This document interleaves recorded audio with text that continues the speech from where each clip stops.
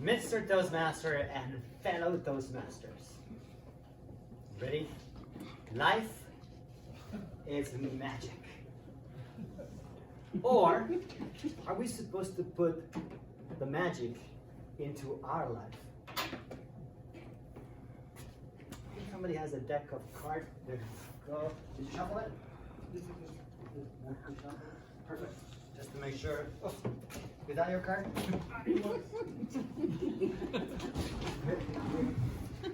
And if you could please hold on to this. Certainly. Don't open it until the end of the show. It is sealed. Yes, it is sealed. Okay, I'm gonna go on this side. You can be there. Just tell me when to stop. I'm pulling on the bottom. And just tell me there's a few.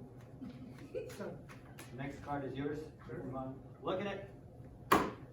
Show it to the club. Don't show it to me. And then quickly put it back into the deck so I don't see it. Nobody please tell me what that card is. When it's ready, put it in the deck. And I'll take it right. Hand it back to you? Yes, please. Inside the deck without me seeing it. Got it? It's somewhere in the middle, right? Perfect.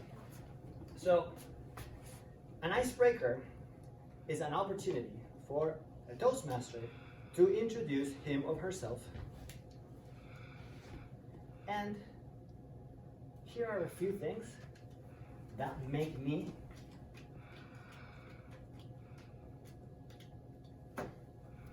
me.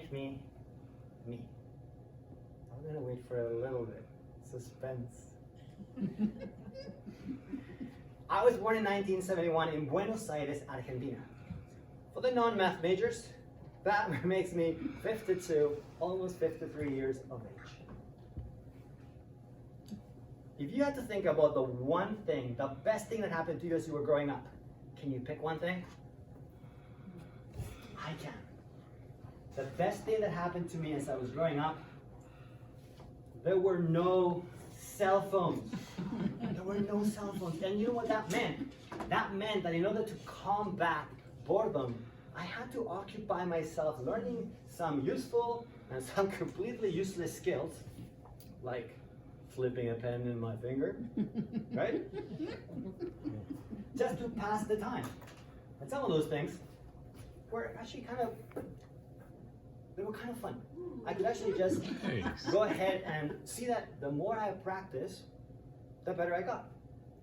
And then I could experience that little bit of success by working hard at something, and which was amazing. If you ask me when I was young, hey, what do you want to do when you grow up? I would have said two things. I'm from Argentina. I want to be a soccer player, or I want to be a rock star. So of course, I grabbed that ball, and this is hard to see if it works. And I started playing with it. Wow. Now, it took a while for me to get to this here, right? So this is a pretty difficult skill. However, something happened. The more I played, the more I got into this zone. And it was just like a meditation. I could do something over and over for long periods of time, and I got into this zone that I just loved it.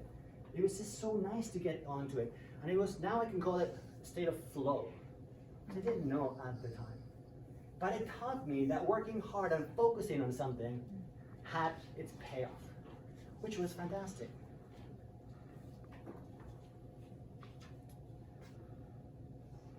Oh yeah, I forgot about the other part. The other thing I wanted to be was a rock star.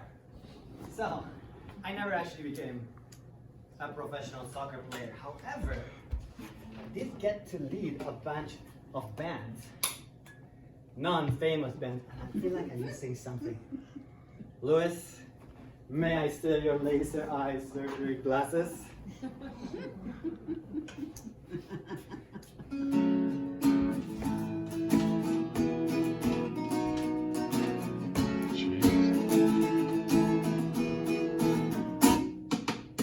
Today is gonna be the day that they're gonna throw it back to you. By now you should somehow realize what you gotta do. 'Cause I don't believe that anybody feels the way I do about you now.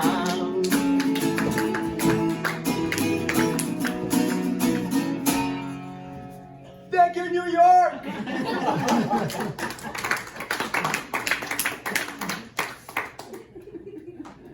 I give this art back to you, Louis. However, at age 19, my parents decided to move to Canada. And that was the hardest year of my life. I never worked so hard in my life. But I knew how to do it. I had the practice, I had the focus, and it paid off. I was able to get into McMaster University to study mechanical engineering and management. Then I got myself another degree, a master's in business administration on innovation. And then I got a third degree on a Bachelor of Education. This way I got to do a bunch of jobs, cool-sounding jobs. I was designing steam turbines with Westinghouse in Hamilton. I was manufacturing car engines in St. Catharines for General Motors. Jeez. I designed jet engines for Pratt & Whitney here in Mississauga. Wow. And lastly, I got my job teaching high school math. But that happened while I kept on having other balls in the air. So, as I had those jobs, I also made myself a distributor for Herbalife, or a Bamberger consultant, or right now helping people with financial needs through Primerica. I also became a dance instructor, salsa dance instructor. Yes. I joined Toastmasters, got to district. I started running triathlons. I did obstacle races. I got married. I got 2 kids, running them around. And then I became a licensed life coach through Heroic. You know, the usual. But something happened just 2 weeks ago. At school, I got recognized with an award for being there for 20 years. 20 years in that same school. And that triggered something. I couldn't see myself in it. I just couldn't see myself in it. And it started something that I think is a small or maybe a big midlife crisis, or just past midlife crisis. Because I don't know what I want to do when I grow up. The only thing I do know is that I still have all magic inside of me. And speaking of magic, would you have a seat, please?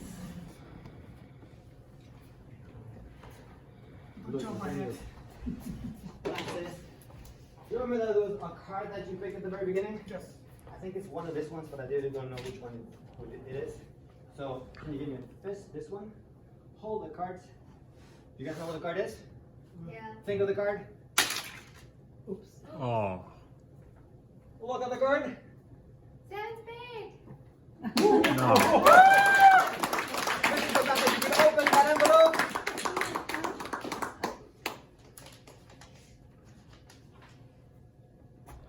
Your heart.